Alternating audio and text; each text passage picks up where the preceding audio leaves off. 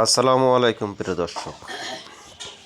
আজকে আবারও একটি নতুন ভিডিও নিয়ে চলে আসলাম কৃষি সম্পর্কে। তো আমার এই ভিডিওটা যেখান থেকে দেখছেন সে সকল ভাইদেরকে অসংখ্য অসংখ্য ধন্যবাদ আমার এই ভিডিওটা দেখার জন্য। তো আপনারা কিভাবে আপনার বাড়ির আঙিনায় এবং আশেপাশে কলমি চাষ করবেন।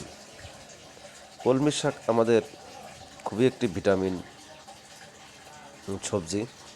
তো এই কলমি শাক আপনারা চাষ করবেন মাটি ছাড়াই কিভাবে চাষ করবেন আমার এই ভিডিওতে দেখুন। তো বাজার থেকে প্রথমে ভালো কলমি শাকের দানা সংগ্রহ করবেন, তারপরে টব অথবা আপনার ক্যারেট অথবা বোতলের মুখটি, যেমন 5 লিটার বোতলের মুখ।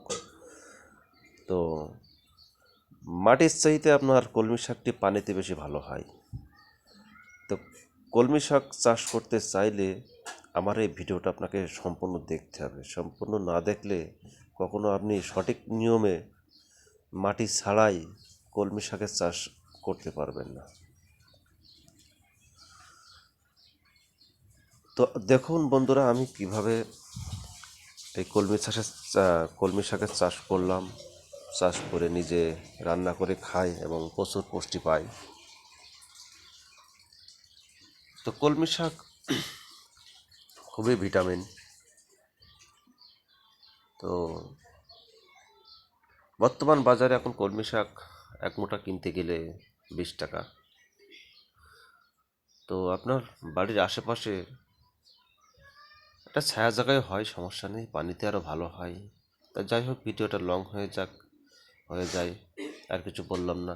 তা সম্পূর্ণ ভিডিওটা দেখুন এবং কলমি শাক লাগানোর সিস্টেমটা জানুন যে আমি কীভাবে লাগাইলাম। তো ধন্যবাদ সবাইকে আমার ভিডিওটা দেখার জন্য।